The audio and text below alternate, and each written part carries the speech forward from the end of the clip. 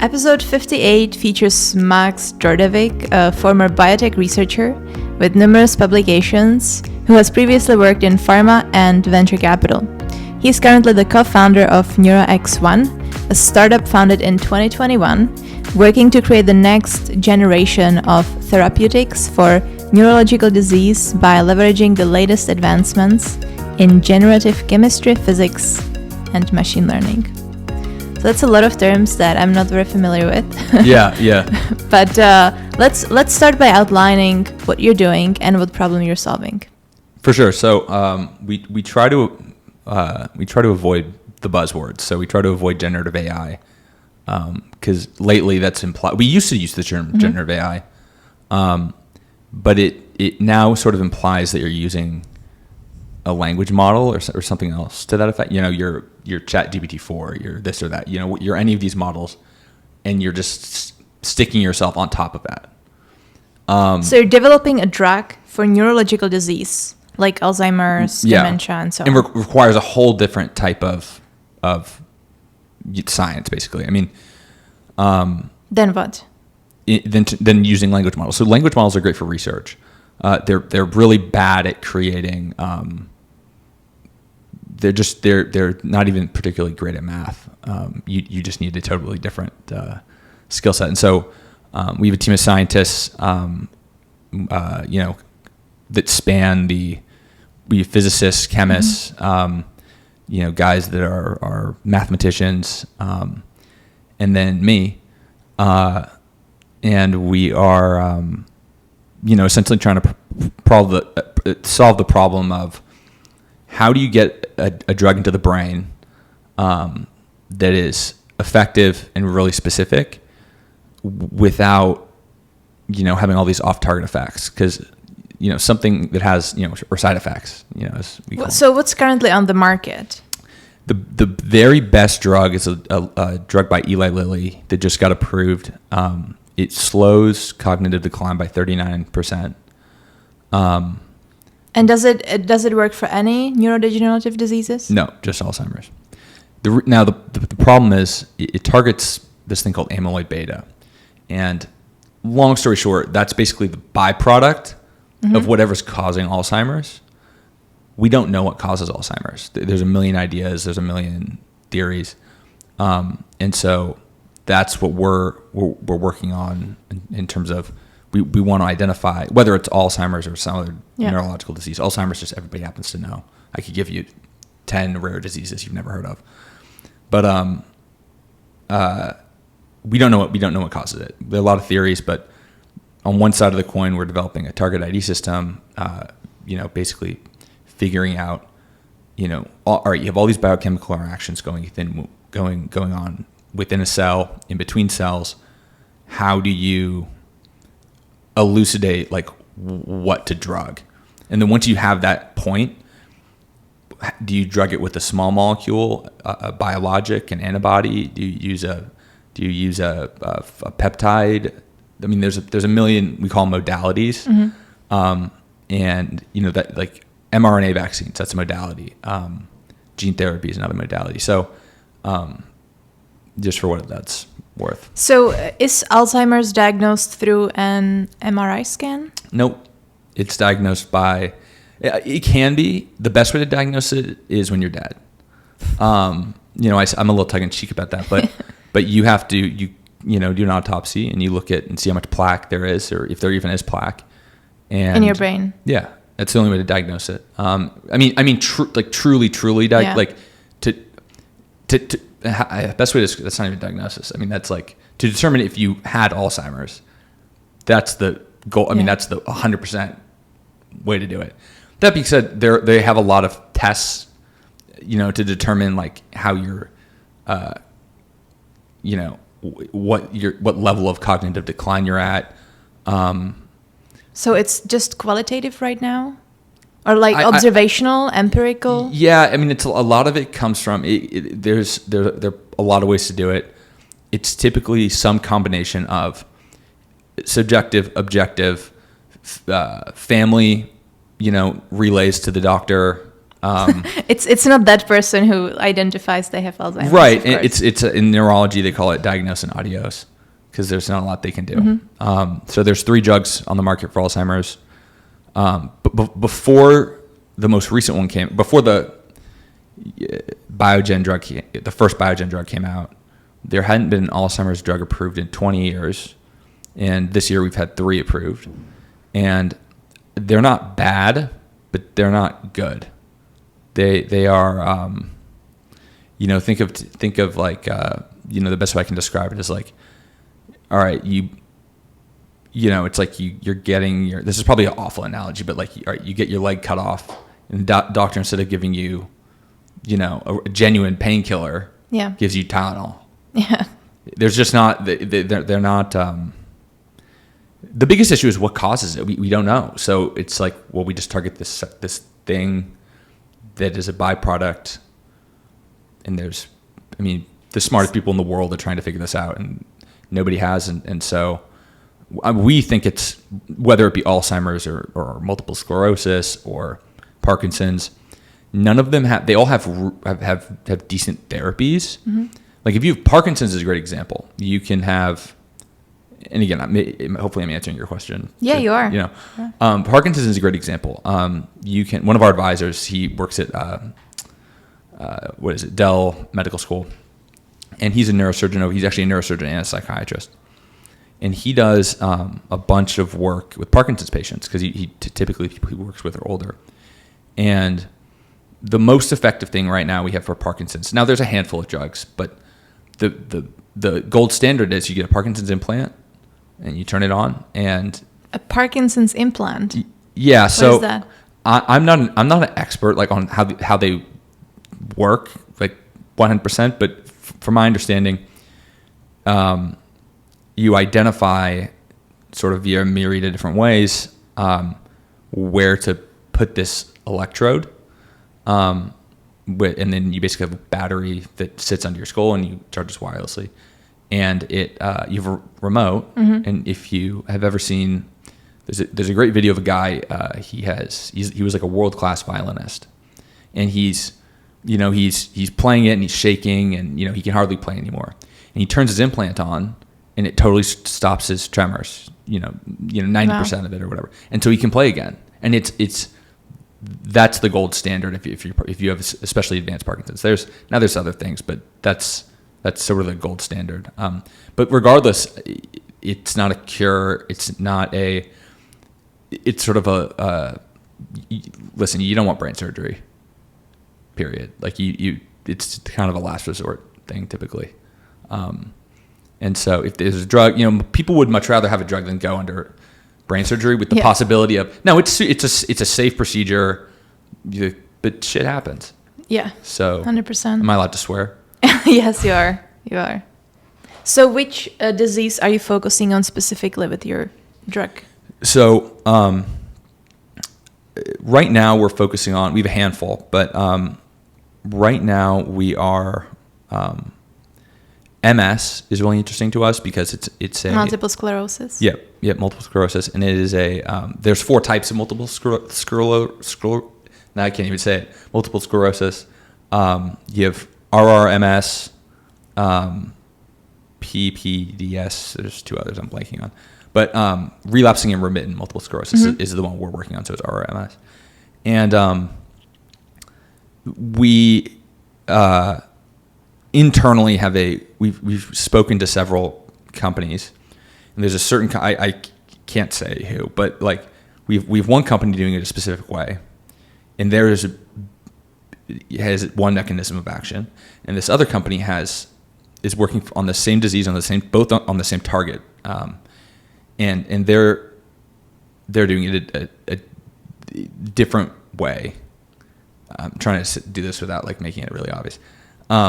And so we were like, well, we can take how one of these work, and we take how the other one works, and we kind of make this sort of hybrid molecule that is, I wish I could say, because it's like so, it excites me to hell. But it is, you theoretically are getting all the positives of the more efficacious drug, from one company, and then you're getting, but has higher, like, there's more side effects associated with it. Whereas the other one has much fewer side effects, but it's also way less effective. What are the side effects? Typically liver issues. That's a pretty big one. So that's you have Is it even worth taking the drug? It depends. Every drug has a little bit of poison. So it is. I mean, you look at opioids, for example. For 2,000 years, 3,000, 4,000 years, or whatever, we basically had two drugs: alcohol and opium. And that just is what it is. And whatever, marijuana, you have basically three. And it's been only in the last 150 years that we've really been able to make actual medicine. But for whatever reason, opium and opiates are the same, is the best thing we have for pain. People can do nerve blocks, they can do they can do meditation, they can do this and that, but like, you are in the hospital and you get your leg chopped off, like, they're giving you fentanyl and morphine or whatever it is. And the reason I say that is because it's like, that's how hard pain is, let alone, and we know a ton about pain. I mean, everybody knows about pain. What is pain? What is pain? So your brain can't feel pain. Interestingly enough. So you have open, you take your skull off and you can do brain surgery, and your brain doesn't feel pain. Pain is a manifestation of the brain takes all these signals in, interprets it, and then feeds it back as pain to that part of the body that Correct. Experiences the pain. Yeah, but the brain itself, because it creates the pain, doesn't actually experience the pain. So you can poke around at the brain and you won't feel anything. That's ridiculous. What I'm thinking now is Hannibal. Hannibal, the movie with Anthony Hopkins. Yeah. He like cuts off the upper half of the skull, like opens it that up. That part would hurt. Yeah. the actual they put you under. Yeah. But they do a lot of brain surgeries. You're awake, and you're they have cue cards and things like. Now, you're still kind of messed up. I mean, you're on. Yeah. You're on propofol and all these different things. But anyway, but pain's that's a whole different field. That's more neuropsychiatric, almost there now. Anyway, this is very tangential, but there's a million people working on pain, and it's the problem is we have this thing that works really well. Now it's addictive as hell, but we have these drugs that work really well for pain, and to find something that's going to work better and be less addictive, it's almost like the motivation is both high and low. You have all these people that advocate, okay, we need a better solution, but on the other side, they just work, and they work really well, and as long as you take them as prescribed, the side effects are relatively minimal, and so there's pros and cons. But like neurodegenerative, essentially no cure, basically. So you said this one drug of the pharma company Eli Lilly reduces cognitive decline by 40%? 39%. 39%. And your drug will have what effect? We don't know. You don't know yet? We don't know yet. We're very early. But how should I put this? You can argue there have been a handful of drugs approved that were discovered using quote unquote machine learning, or sorry, AI. It was really of those that have been approved. Let me back up really quick. So the way drugs have basically been discovered, and you can feel free to tell me that. No, please. This becomes please a lecture. The way drugs have always been discovered, basically since the 1980s, mid 80s, right, is like guess and check. So you get a key and you get a keychain, and you basically keep checking keys until one works on the lock and it opens it, or one kind of works and semi opens it, and eventually you narrow down 1 million molecules to, a couple thousand, a couple dozen, and then you take those in the wet lab, maybe iterate on them a little bit, but essentially that's sort of the best we had for 20-ish years. And then the mid 2000s, a handful of companies came about that were, they basically said, how can we expedite this process? And so they still did the screening, but sort of through, they all had different approaches, but long story short, they used machine learning to sort of assist in the process of determining which is going to be a better candidate, but they weren't creating drugs like from scratch. Like these drugs already existed in the compound library, which is the key chain. And then they take a target that's known being, well, we know about it, but then also it's been validated as something that, again, validation, that's a whole other thing. But like, it's likely to be if you make a drug for this that inhibits this or agonizes this, then whatever you make, if you can make a drug to impede its whatever, like in cancer, you have some sort of thing and you want to inhibit its growth, that we understand and so we're trying to tackle two birds with one stone here in terms of target ID and creating drugs for those targets. But you said treating cancer is like way easier than treating neurodegenerative disease. Why is that? We know a lot more about cancer. Cancer is, as weird as this sounds, lower hanging fruit. It's just easier. We understand it more. It's like. So why haven't we discovered a cure? It's for cancer? Yes. There's no silver bullet. There are a ton of treatments, but they're all specific to each disease. And so, again, there may be a silver bullet out there. I'm sure somebody's working on, a universal cancer vaccine. I know Moderna is working on something to that effect. I'm skeptical there's a one size fits all, just because. And again, I'm sure some cancer guys will listen to this and be like, call you and be like, probably not. This guy doesn't know what he's talking about. But I'm just skeptical there's a silver bullet, because so much money and effort has been spent on this, and there are so many good drugs approved, especially if you catch cancer early. If you're able to catch cancer early, you have, you're in the first of, whatever it is, 4 phases of not phases, but stages. Stage 1, yeah, stages. Sorry. I have stage 1 breast cancer. If you catch it early enough, rather than have a double mastectomy, you just take, I don't know what the standard of care is right now for breast cancer, but if you take it early enough, the odds of you, that going into remission are way higher. So it almost is like, and this is for every disease, but like, if you're aware of your mind, your body, etc., you feel a little this or that, see a doctor, and they will, if you can catch something early enough, the odds of you surviving it, or at least having like minimal, a minimal impact on your life is, catching, especially in neurodegenerative. It's like, if you can catch it early enough and you have a drug like Lilly's that slows cognitive decline to the extent that it does, and we can figure out a way to determine if you're going to have it at 40, and as long as the side effects are tolerable, you might as well take it at 40.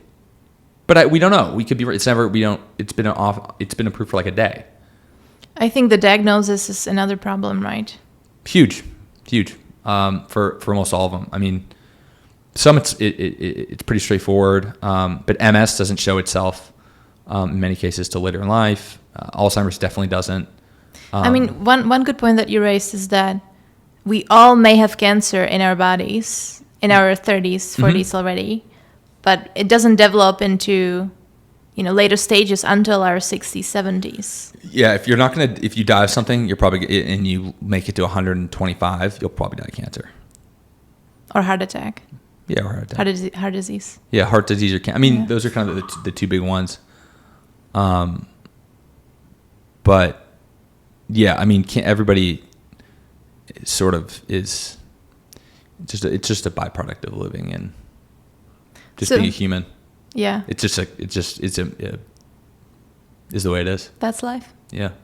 So from the perspective of your customer, which is a pharma company, can you walk me through the drug development process? Sure. How do they think about it from their perspective? How does that work? All these trials and... Yeah, definitely. So and pharma will tell you this too. I mean, they're not ignorant to it, but they haven't taken any of their own drugs to market in 20 years.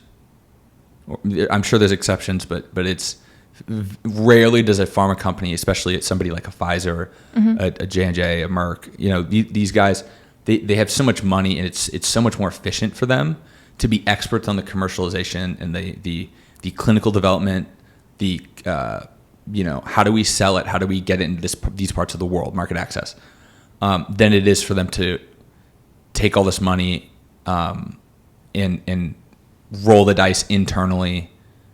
It just doesn't. It just you would think they have a whole. I mean, they do. They have a whole R&D department, but that R&D basically means vetting, buying assets from other companies, and being their partners, or you're co-developing, or they're licensing a drug from you, and then they sort of take it from there, because they're great at that. I mean, clinical trials are expensive as hell, and they're just really, if you have enough money and expertise, they're great at that. It's very legally it's expensive. Dealing with the FDA is expensive. So are clinical trials done in hospitals? Yeah, there's trial centers, some of which, and you can sign up. Some of which are hospitals, some of which, just depends on what it is. I mean, if it's like an oral, it just depends. But typically a hospital. Yeah. Usually, if it's depending on how it's administered. So the pharma companies have a department that's R&D that searches for startups that are working on drugs that they want to have. Pretty much. And they don't take equity in your business? You license depends. the drug to them? So some do, some don't. A lot of these companies have venture science, venture science group, or they have a VC arm, or something like that. But that does do that sort of thing. They'll take an equity investment in what you're a platform technology company, you're a pure play, CRISPR company, I don't know. Yeah. And why would they decide to do that versus license the drug? Well, because whether they license it or not, and as long as they're confident in your technology, I mean, they'd probably license it. But if not, somebody else will license it or buy you. And so they get to see a lot more. They actually get to see a lot more upside, on sort of both ends.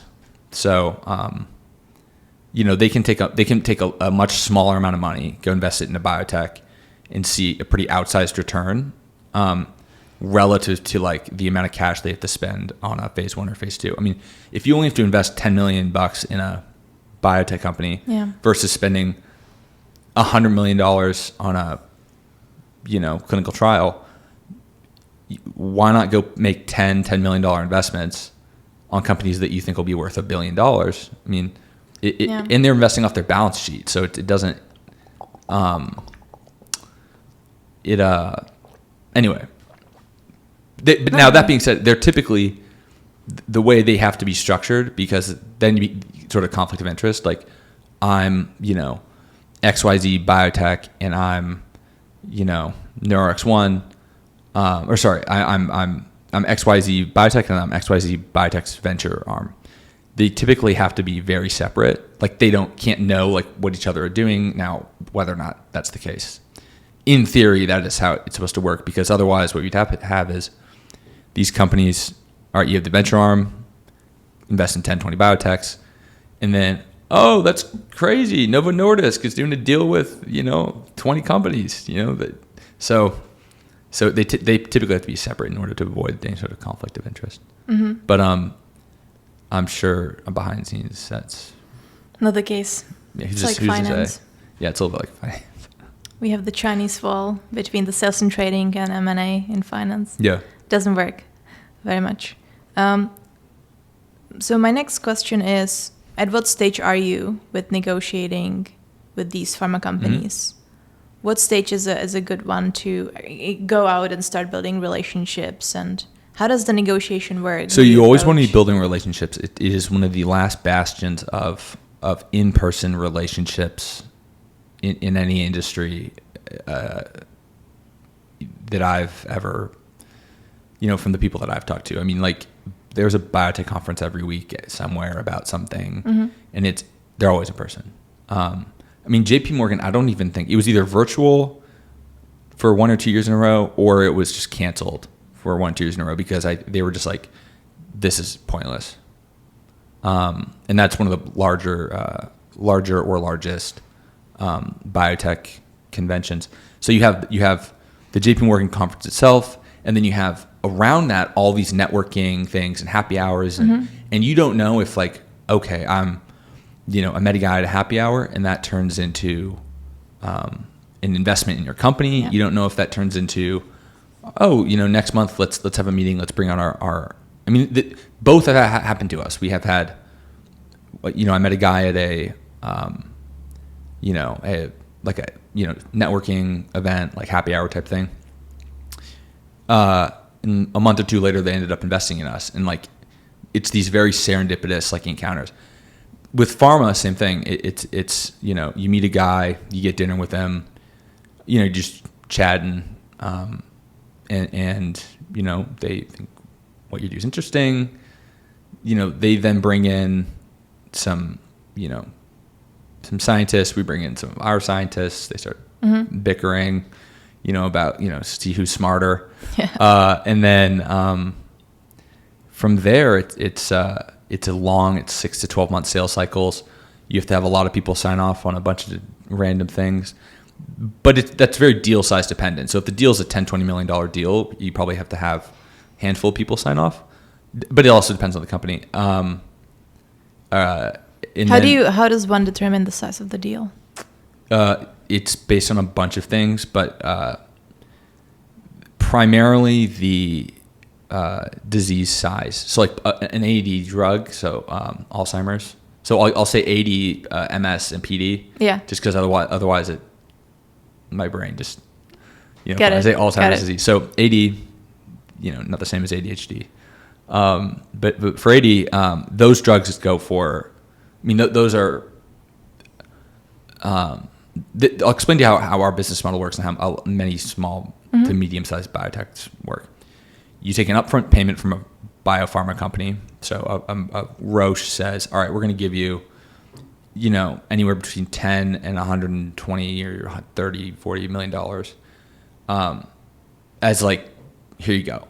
We want 10 drugs, 10 lead optimized drugs that we can take into the clinic and test. The biotech then, in our case, we do, novel discovery. So we explore unknown chemical space, identify what we think works, synthesize them, run some assays, say, all right, get 10 or 20 or 30 we're really confident in, and then hand those off to a Roche, for instance. And then they would then... What's Roche? They're a Swiss pharma company, probably one of the biggest in the world, but their two biggest operations are Switzerland and here. But Roche also owns Genentech. Okay. So it's cool. Their emails are all gene.com, the Genentech folks. But you get a big upfront, lump of cash. From there, it's kind of out of your hands. So these deals are structured in such a way that you have a phase one, and it's approved or an IND enabling, so investigative new drug. You get to that point, you get a milestone. You do a phase one, you get a milestone, et cetera, et cetera. If it gets approved, there's some sort of royalty and milestone, or just a royalty or whatever. But that's either capped or it is, for Alzheimer's, capped at billions. I mean, it'd be a lot. Either capped or until the patent expires. So it's a couple percent, but like if your drug's going to do 20 to 40 billion a year in sales, I moved your mic. Sorry. In that case, the math looks pretty good. How much visibility do these pharma companies have into your drug development, into your technology, everything?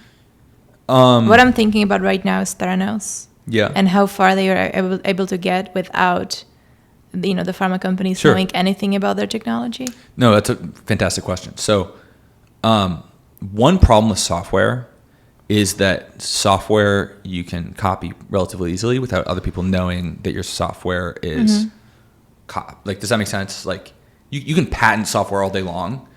We don't have the resources to sue people. So it's like, rather than patent, we could keep it a trade secret, right? Okay. And so the best way to know if your tech works is, here's what we identified computationally. Yeah. Here are the characteristics of the drug in vitro, so in a petri dish. How, within some margin of error, how are the characteristics of those two drugs compare?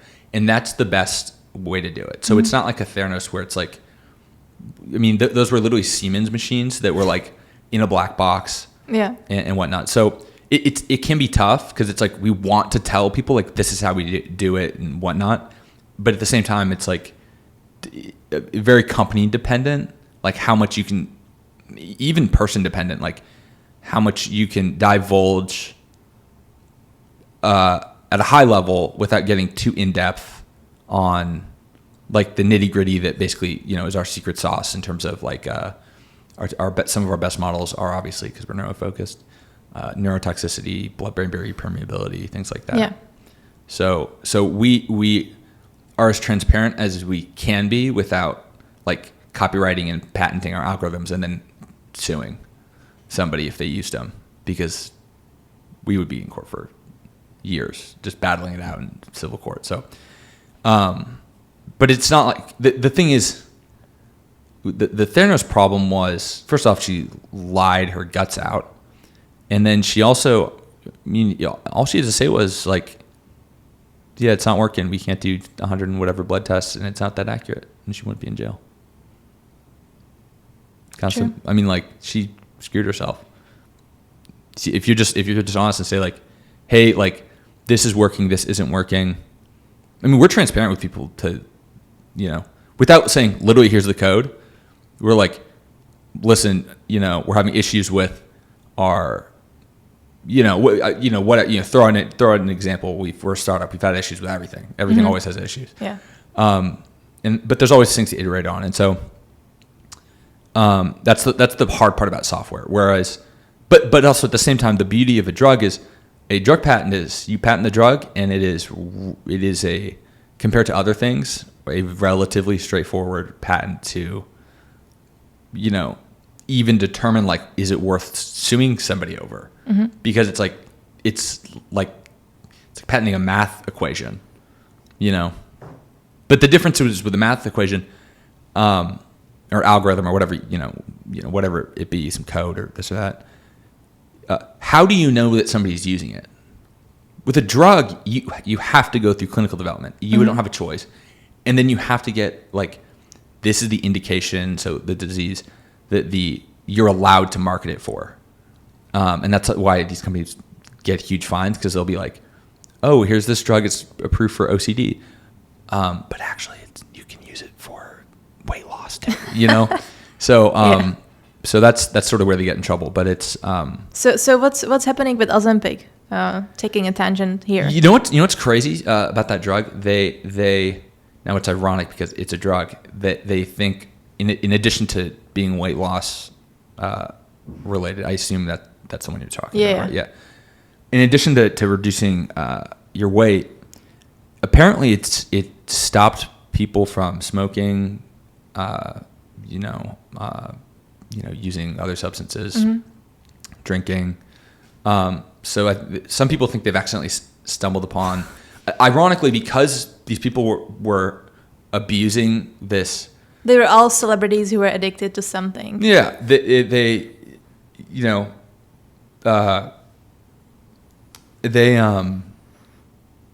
for whatever reason, now you have this sort of byproduct of like, oh wait, all these people now don't. I mean, I gotta be honest. A lot of drug discovery is luck. To be honest, how we have any drugs at all. I mean, that's honestly what we're trying to eliminate is like the guessing. But that's a fascinating drug because it's now, that being said, this is not medical advice, but unless you are prescribed by a physician, don't take it because there's a lot of evidence that the weight loss is your muscle, not your fat. So just throwing that out there. Yeah. Yeah, I see not all these celebrities that are slimmed down, but they look horrible. Yeah. So not medical advice. Don't want to get sued, but okay. Know before you go. Yeah. So how involved is the pharma company in your development process? Once you strike a partnership, mm-hmm. how involved are they? It depends. Typically, there is some sort of initially, especially on the preclinical side, they're involved in. All right, let's say they want a MS drug. Mm-hmm. They would provide, clinical, whatever data they have that would be useful. We silo that off so it's not mixed in with other people's data, and we're compliant with all the X, Y, and Z various things.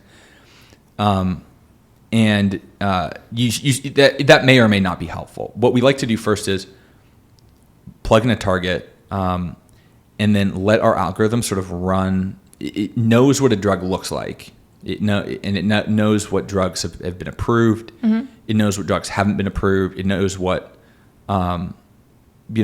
everything sort of in the middle, and it's been trained off, all sorts of things. And this is on the drug side. Target ID side, that's all genetic data that's been stitched together basically to make a cell model. But as far as the pharma company is involved, they could either pick a target that they already have in mind, or they could say, we want Alzheimer's drug. Mm-hmm. We don't know or care what target it is. You guys figure it out and deliver it to us. You identify the target and whatever. But typically, these pharma companies have they plan 10 years out because they're going to have a drug that they probably acquired out of a phase 1 from some small biotech. They paid for all the clinical development, and then they basically have it for 10 years, and then the patent's going to expire. And so they have to keep planning ahead on what they want to do. Otherwise, you look at, it might be Lilly. Whoever was making insulin, whatever. Now it's like there's a million generics Humira. I'm blanking on who makes Humira, but it's the best-selling drug of all time. It did 140 billion a year in sales. Just went off patent, and I don't know what the generic price is, but I imagine it's a fifth or a tenth of the branded version. And so but they're not really that involved, other than saying, here's what we want. Here's what we're willing to pay based off of the size of the market, what they estimate the clinical trials for it will be, and sort of things like that. And then we basically take it from there. We plug in a target, we run it blind first, see what it comes out with, see what is whatever the standard of care is for the disease, assuming the modality is the same. So small molecule, taking how many can we produce that are better, that you can actually make, because if you can't make it, what's the point? So we do this thing called retrospective synthetic analysis, and basically give you a pretty basic set of instructions that you can give to a med chemist that sort of gives them a place to start. And so you find as many that are better, that have better, mitigate, the side effects from this and that, and ideally you want a drug that's very precise, that and isn't like a dirty drug. It's not just hitting everything. How do you know a drug is ready for clinical trials? That is a great question. There are some of it is just like these in vitro results look good. Let's put it in mice. Okay, these mouse models are good. Let's put it in a phase 1's like a safety study. So you give it to healthy people. And so what's the first stage with mice? What is it called? In vivo. In vivo. In life. in Latin, and in vitro is I don't know what the Latin conversion of that is. Is it always mice, or is there different animals? Well, now there's organs on a chip. There's some companies that the FDA will allow you to test on, which we're actually interested in testing on because it's so much cheaper. Because keeping mice alive and feeding them and basically breeding these knockout mice, so they knock out a gene or they have some sort of disease, and it's like it's expensive. So there's other startups working on these really innovative ways to cut down on. I mean, it takes the average time. If you worked at light speed, in pharma, you could probably get a drug approved in 7 to 8 years. Probably more like 10 to 12. And that's that's average. But 7 to 10 is like reasonably quick. So the vaccine, slightly different situation, but usually, again, I don't know much about the approval process for vaccines, but I imagine it's under normal circumstances. Takes longer than. Again, I forget it. I don't know much about the vaccine approval process, but for drugs, whether that be a small molecule, a biologic, a whatever, it's years and years of development. The gold standard, ideally, for some diseases is gene therapy. That's actually the one thing we can't do. But there's a company called Bluebird Bio, and it's either Bluebird or this other company that I'm blanking on. They have a cure, not a treatment, a cure for hemophilia B, I believe. And I believe it cures like at least 80% of people. Cures them. You take it. I don't know I'm not super familiar with like how many times you have to take it or like whatever, or the dose or whatever, or how it's even administered, but it cures it. That being said, it's $3.5 million, but the math works out, I believe, in such a way that it's just cheaper and you have a better quality of life if you don't have to keep taking these whatever you take, if you have like an anticoagulant or something. So things are. It seems like the FDA has been more inclined lately to approve drugs that they would have required like even more data for in the past, just because the preliminary data is so good. But still, like, honestly, it's a crapshoot. I mean, you can decide all day long. To go back basically to your question, how do they decide?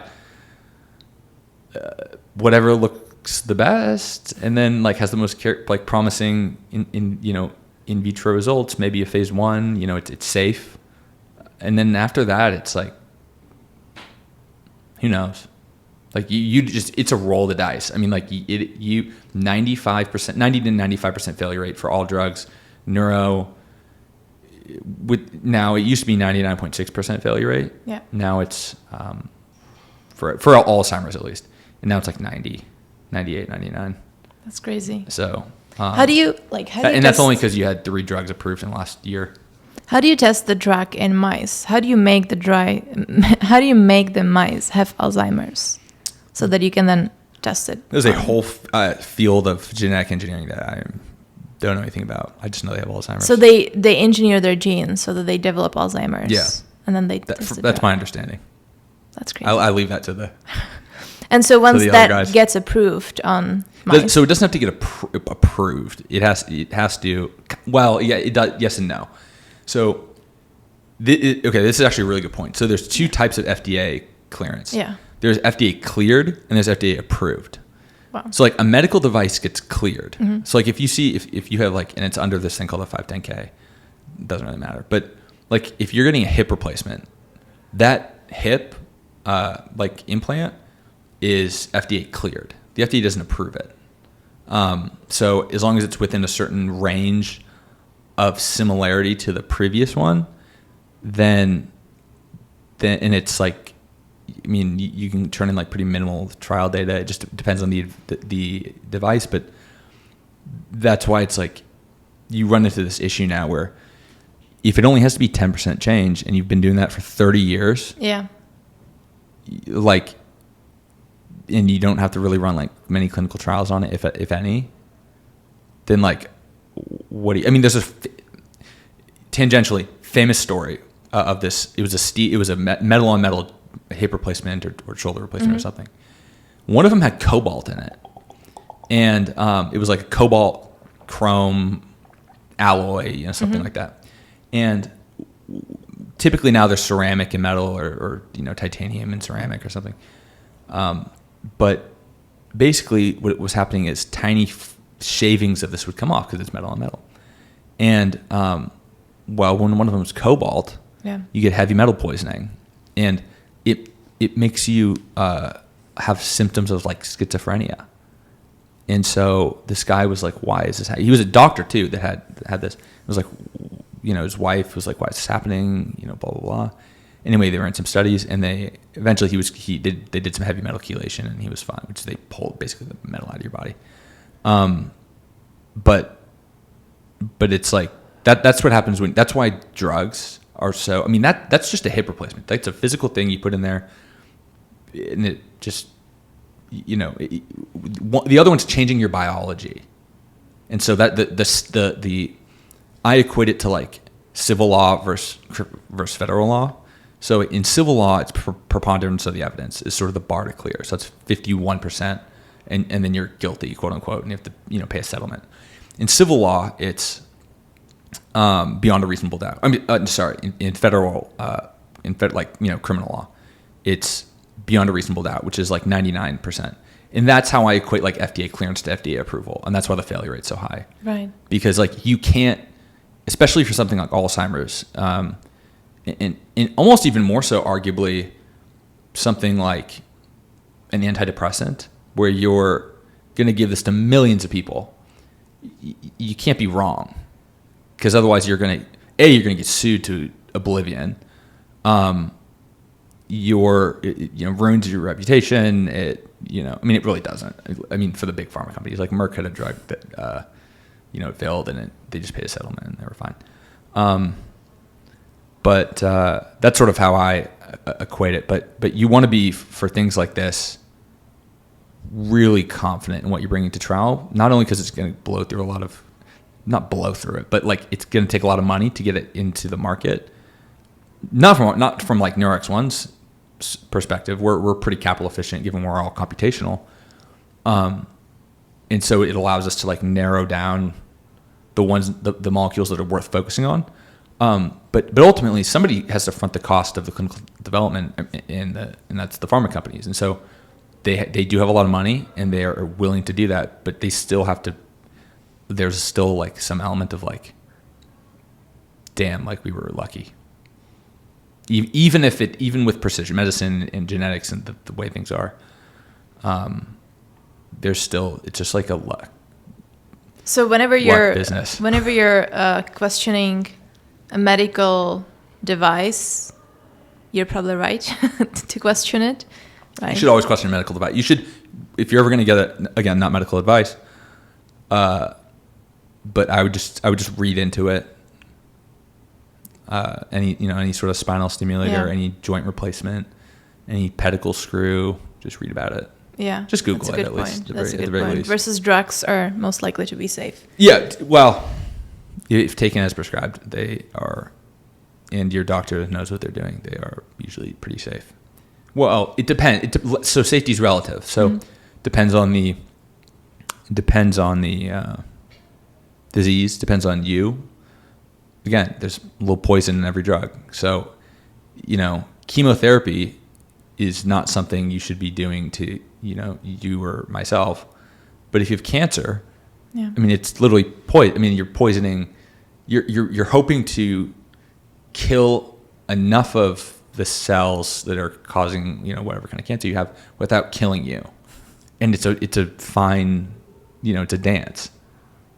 And it's the fact that it's just like that. That's sort of it's all relative to like the disease you have and how at risk you are. I mean, you can get, if there's a promising drug in a phase whatever, you can go to the FDA and sort of basically petition them to let you take it.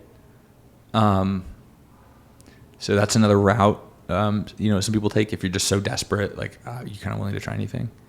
But our ultimate goal is like, how do we determine because neurodegenerative is the deepest water. There's hardly any treatment for it. Name the neurodegenerative or neurodevelopmental or neuro-oncology disease. Very few drugs. Most are hardly any are cures. I actually, off the top of my head, can't think of a single cure. The best example I can give you of recent is the hemophilia drug. Yeah. But yeah, off the top of my head, I can't think of any cures. But the treatments are, epilepsy. You take an anti-epileptic, and most people are fine. Now there's exceptions where you need brain surgery, but that's a handful of those are done in the U.S. a year because the drugs have been refined so much, and they're effective and they work and don't cause particularly any disruption in your quality of life. Maybe gain a little weight, but now I guess you can take Ozempic and you'll be fine. So once the FDA approves a drug for clinical trials, what does that mean? What happens afterwards? You mean so you kind of get like a go no go. It's not approved. It's like a. You said it's approved. No. Drugs are approved. Yeah, they're approved. But once you get like are you talking about like it's done all phases and then the FDA gives you a yes or a no? So does the FDA give you a yes or no if you can enter clinical trials or after clinical trials? If you can put it on the market. It's kind of complicated, but like you consult with people and they kind of give you. It's not as this starts to get into like just legal. Because clinical trials affect people. Yeah. Right. So you get a no. You say, the FDA can give you a clinical halt and say, we need more evidence. So like for a phase 3, they'll be like, we need more evidence. You could get, in a phase, they can tell you a million things and you're going to listen because these are the people that you have to, provide with quality evidence that gives them the whole picture and allows them to approve it. So are you saying you could do clinical trials without FDA approval? No. So how do I say this? So you can do a phase 1, and if it's not safe, long story short, throughout the process, it has to get signed off by not only the FDA internally. You want to know, is this worth spending another $100 million? Because in the U.S., I don't know what it's like in other countries, but in the U.S., the company spends the money getting it approved, and so it's not that the government subsidizes a little bit, but at the same time, that's why the U.S. and Switzerland are sort of number one for drug creation and design. I mean, most countries we make it and then the drug's patented, so you can just copy it. Why not? Why spend $2.5 billion on average per drug? Now that there's numbers that between $1 billion and $2.5 billion. This is super tangential. Pharma does an awful job at the messaging on this because it's like, oh, these drugs are expensive. They're expensive because most drugs fail. So to make up for the fact that 95% of the drugs they tried to make failed, the drugs that do make it, they have to make enough to not only pay off all the R&D costs, they have to make enough to have enough money to roll back into the funding of more drugs. So it'd be like, it's like, and granted I'm biased because like I work in this industry, but people should know that before they complain about drug prices. Now what, and again, I'm not going to get political, but it's like, whether or not the government should subsidize that, I don't know. That's not really the world I live in. All I know is that it's like, there's a reason that Bluebird drug for hemophilia, if it's not Bluebird, it's somebody else, but they also have a cure for something. Anyway, there's a reason it costs $3.5 million and they don't make a dime. They like break even.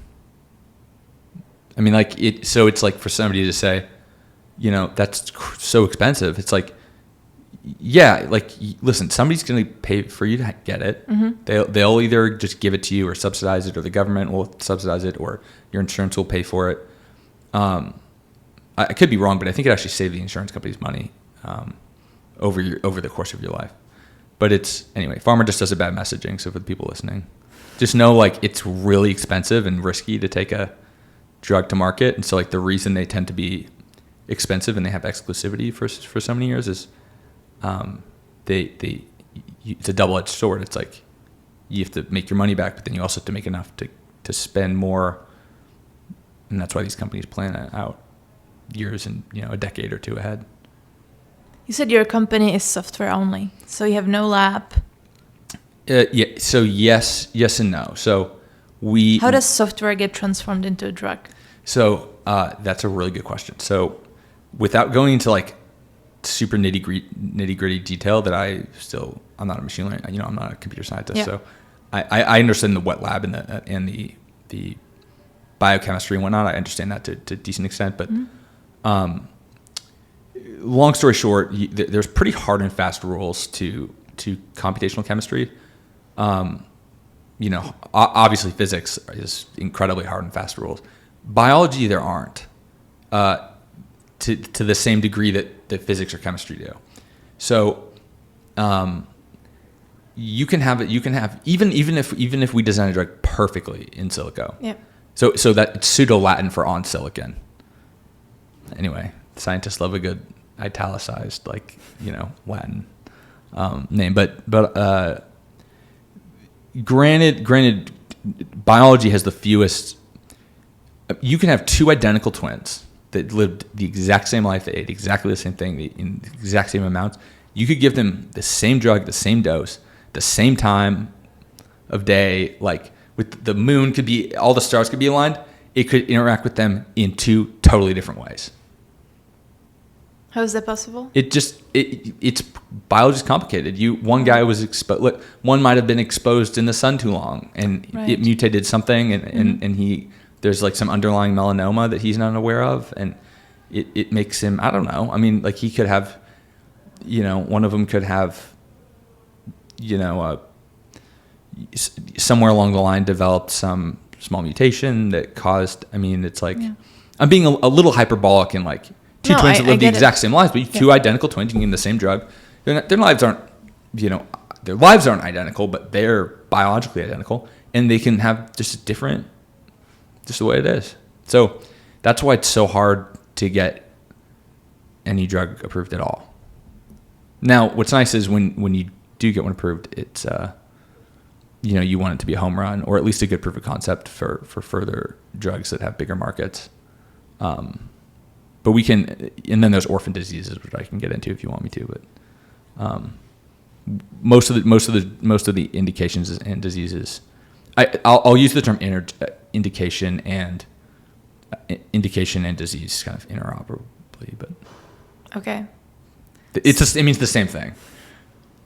So building a biotech startup is a long journey, mm-hmm. right? It takes years and years to get anything done and get a drug even ready to be marketed to those pharma companies.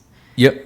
Well, okay. So to market it for the pharma company to market it. Yeah. They can do that once it's approved. I mean, for you to even get a contract with a pharma company. So we're about a year and a half old, and we're finally like. You already have a contract. We have one contract with this small biotech, but we're working with. These two major pharmaceutical companies, and we're in the process of, and again, this is just sort of the game, that you have to play of, one, you get a coffee that turns into a meeting, that turns into a meeting with, 7 other people that are on the call that have backgrounds and everything under the sun. And then, you just hope that you didn't waste your time and, 6, 8 to 12 months later that you have some sort of, even a small deal. Now that the beauty of like being computational is, it's very asset light. Now cloud computing costs, is sort of our legal fees mm-hmm. for any sort of patent you do. It's expensive. And then cloud computing fees. But other than that, payroll, laptops, monitors. I mean, that's pretty much it. So how many employees do you have, and what's your funding situation? So we raised a little under $2 million, and we have about 7 and that's your seed round? So that's our seed round, pre-seed plus seed round. And then we're working with one of our major investors to basically they really love like a hands-on approach, and they don't tell us what to do, but they're like, you guys, because we've been remote basically for our entire existence, and they're like, you guys should be together and like work together and like do this. And so it's been great to have this process of like being able to like work versus a Zoom call. We used to have like a daily Zoom call, and it's so nice to not have a daily Zoom call and just like be able to work together and collaborate and ideate. It's funny, the best ideas we've had, either between myself and my two co-founders, Connor and Lucas. And your co-founders are, what's their background? Oh, sorry. So Connor Myers, he's finishing his PhD this month, which is really exciting for him. And his whole, sort of expertise is in optimizing GPU-based simulations on supercomputers. And then his brother Lucas is applied math and music is also his other degree. And what's funny about that is like math and music are like very intertwined. It's very philosophical in my opinion, but they're very, music, it just is math. And it's sort of like, on his end, like that creativity that even brought generative chemistry, generative AI to our attention. Because I didn't know about it. I'm not a software guy. Lucas, Connor's, he's focusing on the GPU optimization of the code that goes into a supercomputer. Mm-hmm. And then Lucas, has experience in machine learning and all this stuff, but he was aware of GPT-2 at the time, or GPT-1, and was like, hey guys, this is, rather than, do it, this way, why don't we do it generatively? And we're like, it wasn't as, nobody knew about it then. It was like just the thing, like if you're in the software industry that you kind of like, you just know it. I don't know. But he was like, hey, why don't you try this generatively? We thought about it. You're like, wait, this is, that's definitely the way to go.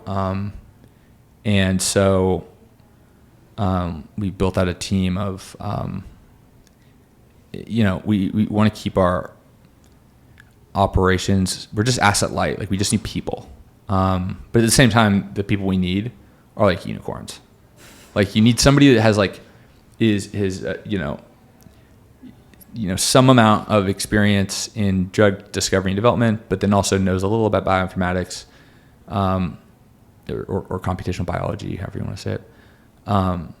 That also has a good attitude, wants to work in a startup, is cool with ambiguity versus hard science. And it's like, you have to find people that are hard to find, because it's like a lot of these people either want to work in academia. It's a very stable job. It pays decently. You on track to a tenured professorship, or they want to go work at Pfizer and get paid decently, or what, depends on what you're doing. But, you make a pretty good salary and you're stable and it's whatever. But the thing that's fun about working for a startup, especially if you're a scientist, is that all your research is paid for and you get to do whatever you want. Like, I don't mean like you can do whatever you want, but your research is not, beyond like, guys, stay focused and sort of, this is what we're working on. Have the total freedom to, they don't have to worry about going and getting a grant. They don't have to worry about doing this or that. That's my job, to worry about, making sure that we're funded and everything, we're staying on course. But, that autonomy with that, and not having to worry about publishing or any of that, has helped us find, because we're straight up front with people. We're like, we don't have the time to write a paper and publish it, or, right now, maybe, eventually, but like, doesn't make sense. You're going to you got to be really comfortable with like, you might be the only guy on the team that knows, or nobody knows, and so you're gonna have to figure it out. And those people are hard to find, but it's funny. People from the military we actually find have the best, have performed the best. And just in my life, the people that I've met that were like really high performers, but also dealt pretty well with like ambiguity and like whatever, have been people that were, working in the Navy, Army, because they both have a task they have to do, but at the same time like be very adaptable to whatever changes in that situation. And so one of our employees was he was in the Navy for 5 years. I had a mentor, an old boss of mine. He was a Navy SEAL. He worked at the eventually got was chief of staff to the undersecretary of the Navy. Worked at the Pentagon, all that stuff. And he was both great at just executing, but at the same time great at like a problem comes up, dealing with it. I don't know where I'm going with this, but anyway. It's hard to find these people, and so, like, shockingly so. It's like you put this like a job description on LinkedIn. Every job has like 500 applications. Yeah, we have a hard time getting like 5, because it's like, we weed out. So now we don't even bother. We just go find somebody we like and be like, hey, are you interested in it? Yeah. Can you talk? We'd love to be, blah, blah, blah. And that has worked out much better than putting an app up. That makes sense. Yeah. They're just hard. It's like, because normally it's like, oh, I need a guy that can do this. That can code in Python, that can code my app, they can code my app or whatever. But, no, these guys, like, they just have to wear a lot of hats. And anyway, the expensive part is it's payroll and it's wet lab validation experiments. And so we tend to, with those, do some ourselves, and we do some in collaboration with some academic institutions. We're about to do one here very shortly. I'm not going to say the name because I don't know if I'm allowed to or not, but very well known, like very, very well known academic institution. And they're going to do a bunch of, we're going to provide them the compounds, and they're going to do a ton of in vitro and in vivo, so petri dishes and mice studies. And the idea there is to, it's for a neurological indication. I don't think I can say anything beyond that. That's fine. I'm not trying to sound like I'm in the CIA, but I just, Yeah. It's one of those things where it's like, if it does work, you want to patent it and whatever. But if it doesn't, then it doesn't matter. So anyway, I'll leave that to them. I saw you have about 8 advisors on your pitch deck that you sent me. Yeah. What's the role of advisors? How important are they for the pharma companies you work with, for you? What's their role? They're sort of, they serve as this really good, the first thing they serve as like an idea board, like for us. So we call it our advisory board. It's typically like a company will have like a scientific advisory board and a regular board, but because we're seed stage, like we're about to raise a Series A, we have a Series A, committed investor. We just call it our advisory board, but typically they're two different things. And they kind of sort of run the gamut, neurology and neurosurgery to, business development and commercialization and all that stuff. But they, in our case, we're all comp sci, or like I'm more, obviously, CEO, and I'm everything from HR to marketing to operations, is everything. I want to make sure everybody else is just 100% focused on. I turn the research into a business versus it just being a research project. Basically, I'm like, no, this is a commercializable product that we have to form relationships with pharma companies that take a while to form and ultimately sell them a proof of concept and whatnot. And so the best thing that our advisors are great, and they've all been great, but some of the best. Just Amy is an example. She's chief commercial officer at Roivant. They're a publicly traded biotech company. They're probably worth $7 or $8 billion right now, and she's fantastic, and she was former SVP of neurology at Merck and whatnot, and she just kind of knows the business of she knows where we want to go, and so it's helpful for her to say, be like, hey Amy, this is what we're working on, and she has been around long enough to go, 7 companies tried to get that approved and it didn't, or we had trouble commercializing it here, whatever. Yeah. So maybe that's a graveyard. Don't go there.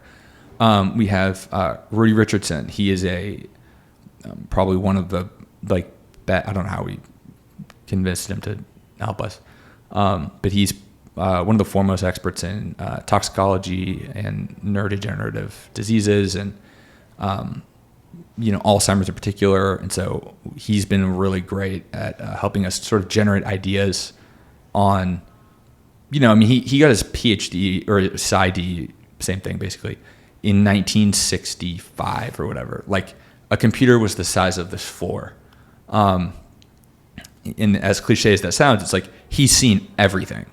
Like this is literally at Wyeth we did this, at Sandoz we did this. When I was in academia at Harvard we did this. When I'm at now he's at University of Michigan. He's an emeritus professor at this point, but still does research. And he's sharp as a tack. And has just been a good sounding board for what directions you should take and what alternatives you should try that aren't necessarily just go inhibit amyloid beta for Alzheimer's. Yeah. How do you reduce toxicology? I'm talking to him next week about some tox stuff we're looking into. I don't know. That's and then Josh Bernstock. He's at. These are just the 3 most recent. They're all important, but the 3 most recent people I've talked to in the last week or week and a half. And then Josh Bernstock, he's all he is a pediatric neurosurgeon. So he's an MD, PhD. He has an MPH. He works at Boston Children's, Mass Gen, is a professor at MIT, and is a fellow at both the Koch Cancer Institute and Bob Langer's lab. So Bob Langer founded Moderna. So he's a busy guy, but he's just a great guy. The stereotype of neurosurgeons is they're very egotistical, and Josh is a humble guy, and it's like, especially when you have to deal with children all day, it's like you don't have the luxury of having a big ego. He does a lot of stuff with cancer primarily. Among other do they have things. Equity in the business? Do you pay them a salary? Yeah, they have a small sort of option, basically, and that's pretty typical of most startups. But I will say in biotech and deep tech, whether you're working on what we're doing, so drugs and biology, or you're making robots, it's like you need people that have an interest in. First off, they have to like what you're doing. And then second off, give them some sort of compensation. But you're a startup, so equity, even though in the long run is more expensive, in the short term it's cash is king. I mean, cash is always king, but it's, you want them to have some incentive to grow, help you grow. And it's not like we don't ask them for a ton typically, an hour or 2 a month. I mean, it's very minimal, but it's they're a very good sounding board. And some are more accessible than others, but at the same time, it's they're all accessible to the extent that we need them to be. Nobody's just doesn't pick up the phone. But I mean, the same would go for if you were making fusion reactors, you go find 7 professors of physics at various institutions and with a even more niche expertise in whatever it is, and they would be your scientific advisor. Yeah. So, I mean, most deep tech, whereas SaaS companies that are or consumer, very rarely do they have a large advisory board. Maybe they have one or two advisors Yeah. that have either exited or an entrepreneur, but that's more of a business model thing. Like the actual, if you look at a lot of SaaS, it's not like Rippling and Gusto. Like, I don't know what the difference is. I think they're both basically the same thing. Yeah. So I just don't know like why you would need 6, 7 advisors. It's like, no, one's an expert in neurodegenerative, one's an expert in neuro-oncology and, in pediatric rare disease, commercialization, market access. I mean, that sort of thing. Like it's so multidisciplinary. I mean, just the way it is. And apologies for just rambling on about it. No, They're fine. great. There's nothing I could say, like, genuinely, like, I don't have anything negative to say about these people. It's like, they are incredibly successful, incredibly busy, and yet somehow find a couple hours a month to just, they're like just nice, good, genuine human beings, and they're just want to help us succeed. I mean, I hope their stock is worth something, but they're aware like it might not be. Odds are it won't be. Like We'll they're not, well, fingers crossed. Like that's what well, it's a cause worth pursuing for sure. Yeah, It's a very important cause. No, it's definitely definitely something we're very very passionate about. I mean, Connor's family, they have some members that have Huntington's, Alzheimer's runs on one side of the family. Long story, but like my mom's mom died when she was young, and so this is the only mom she's ever known, but she has Alzheimer's, so it's I don't know if that's good or bad, but long story short, nobody on my dad's side has it, so I've been lucky in that sense, but I've seen I think the thing that sucks about Alzheimer's more than anything else is the impact it has on the people that have to care for their person that has Alzheimer's. It's like you don't realize it. You're happy. Yeah, a lot of people will say like you're happy as a clam, and whereas it's like if you have to, I can't imagine having to like take care of a loved one, and like even though maybe some people disagree, but it's like they're basically dead. I mean, they're no longer themselves. Like they're like, it's sad because it's like if your dad dies and he doesn't have Alzheimer's, it's like he was there till the end. He passed away, but he died as himself. Yeah. Whereas if somebody dies with Alzheimer's, it's like the who they were sort of, if you want to get like, metaphorical about it, it is like that person died a long time ago. It's those, however many years in between, like when they stopped, at a certain point, you literally you're not you, and you won't be. And it's sort of those last couple of years, it's really hard to watch. My mom's side of the family, they're up in Portland. And so I go back every couple months and visit, and it's just, you see these, she sees it, every day, she and her sisters. But, I see these big jumps every time I go back, and it's just like, man, it's that kind of thing where like, obviously like it's not gonna be cured in her lifetime. And even if you give her the Lilly drug, probably nothing would happen. It's like too late for that, but, it's all of them are hard problems. And then you get into I mean, I don't know how much time we have left, but then you have this whole category of pediatric rare disease that is, these diseases are, not only are they complicated, because they're rare, there's both no incentive and incentive for a large pharma company. There's very little incentive. The amount of money they'd make on the drug is rounding error on their balance sheet. That just, it's the way it is. That being said, some pharma companies do have a reason for pediatric rare disease drugs to be approved. There's this thing called, it's a priority review voucher, and the average selling price, it's transferable. So your NeuroX1, you get a drug approved for some, hyper rare pediatric condition.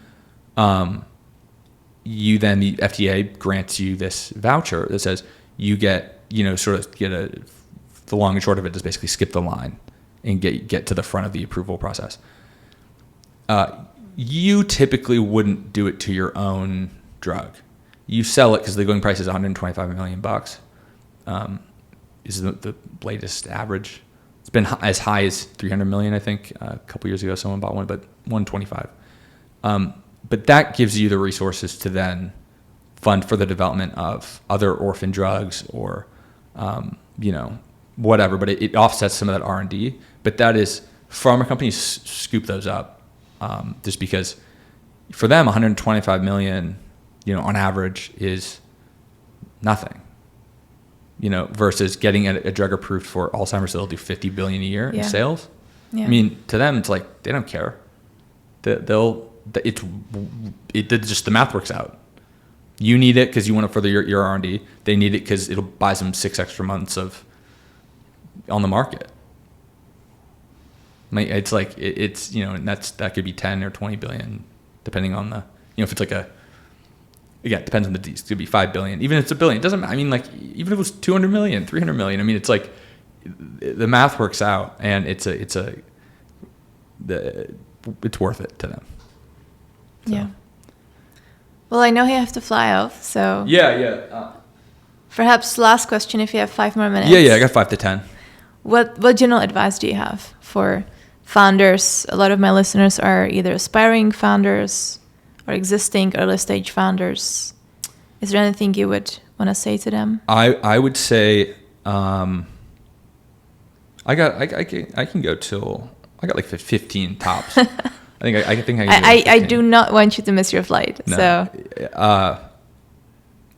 the I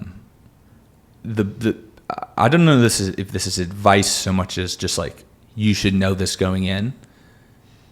Some days you're elated.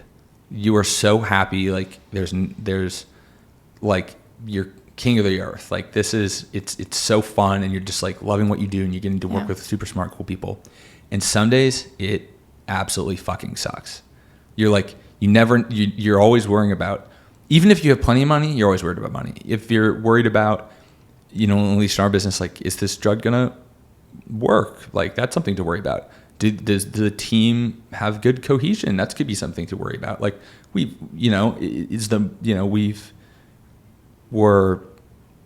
generative AI and now we still are, but it's like now we really avoid the word AI because now everybody's generative AI. And so that's another thing to worry about. So there's always little things, macro and micro. I mean, the SVB thing, we didn't have any money in SVB, but we had a credit card. We almost hoped that our, we'd get a month or two of like delayed payment, or whatever. And so it's just one of those things where you should know going in, like, this is going to both suck and be the best thing you've ever done if it's something you're like genuinely passionate about. The other thing I would say is that raising money is really hard. No matter who you are, it's really hard. So plan. It's real. You could have the best idea on earth, and it's hard. And so there's many reasons for that, but basically, one no. I told this to my brother the other day. It's like a no I used to be so discouraged by, and like I'm bulletproof to a no now. It's like a no. Like there's plenty of investors out there. Yeah. There's a lot of capital to be deployed. There's a lot of alternative routes to getting capital. Depending, if you have a good network, you can do it. There's plenty of ways. Now that being said, it's like unless you're a hard tech company, deep tech, biotech, I would avoid raising money until you have if you're software, basically. If you do not require capital and you can use a couple generative AI tools to do what you need to do, that's what I would recommend now. I wouldn't have said that a year ago. now I would say, and granted, I'm not in that business. Like, we need people that like are domain experts that have published in Nature and in the, British the BMJ and whatnot. But if you're doing anything consumer, I would, there's so many tools out there that I would use. And I would still, what you should, like, kind of the last thing, I guess, is like manage your expectations around, these are sort of, some of these are going to be a little generic, but if you're doing biotech, you should early on find really competent, capable, both advisors and like people that are mentors, because nobody knows anything. Like, the world expert in Alzheimer's, there's so much more to know that it's like, it's the best we got. Yeah. But there's still so much we don't know in the sciences, and so you don't know what you don't know. You don't know what you don't know, exactly.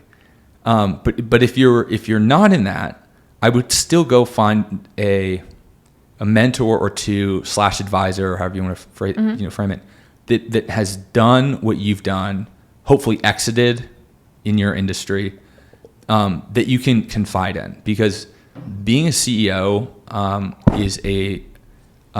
can be a very lonely job, because you don't want to, you don't want to make anybody, you don't want to make your investors, worried. You don't want to make your colleagues worried. And so it can be a very lonely job at times. And so I'd be ready for that.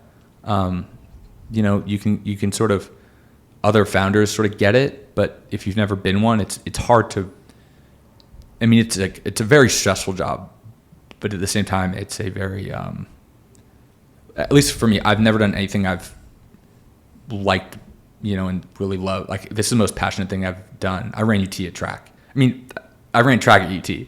And so, literally since then, this is the first thing that I've like really been passionate about. I could make $1 a year, if that were if that was, I could do that. It's like, I don't care. I just love the fact that, like, I love what we're doing. I love the people I work with. And the other thing too is, what I would avoid is, I would be, when you're looking for a co-founder, people say you don't need a co-founder. I would highly recommend having a co-founder. Highly recommend it.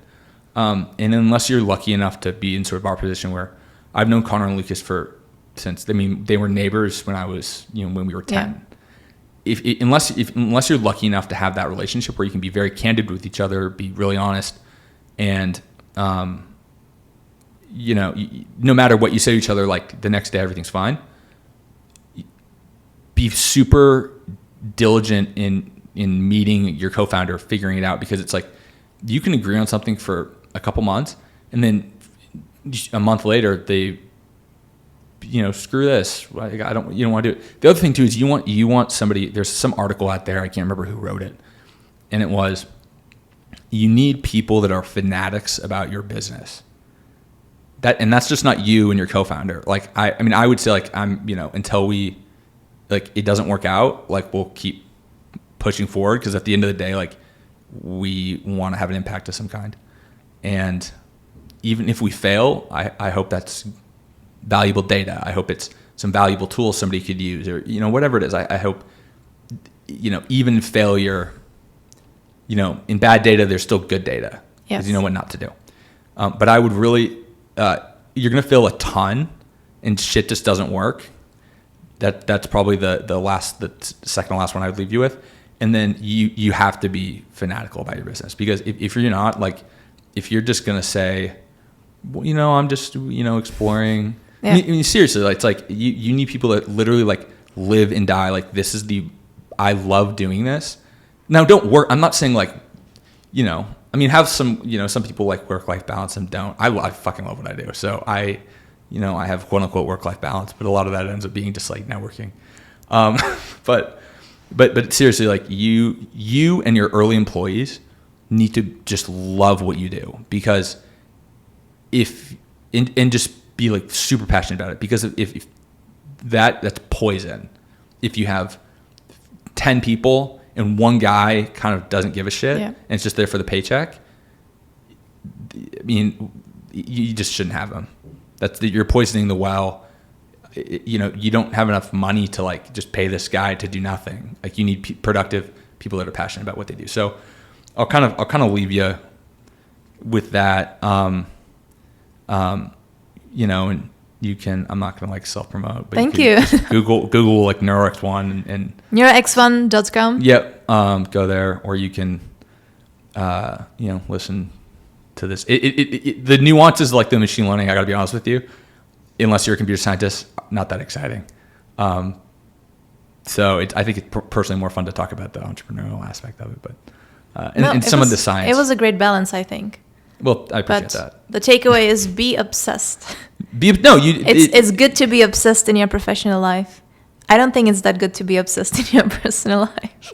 Yeah. No, I think you've got to strike a balance. Yeah, strike a balance. That's important.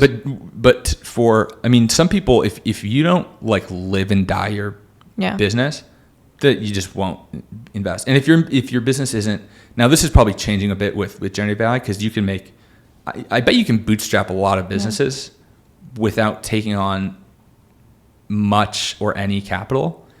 And unfortunately, the exception to that is biotechnology and pharmaceuticals. And then like if you're building robots or jets, you need people with deep pockets for that sort of thing. But you really do. You have to be obsessed, because like, and it has to be a big. Again, if you're bootstrapping, like a big market can be in the tens of millions of dollars, and you can capture a small fraction of that. But like, for many VCs won't touch your company if it's not worth. They don't think you can get $1 billion valuation or whatever at the very least. So, fortunately, the disease the diseases we're going after are, more than 100 billion probably total in value to be captured. Arguably close to $1 trillion in total like burden. That's like nursing homes, memory care, that sort of thing. So the actual financial burden is probably in like the 600-700 billion area. But in terms of the drug, there's various sources, but about 130 billion a year in annual sales if you could treat all these various diseases. And you only need one. Now that being said,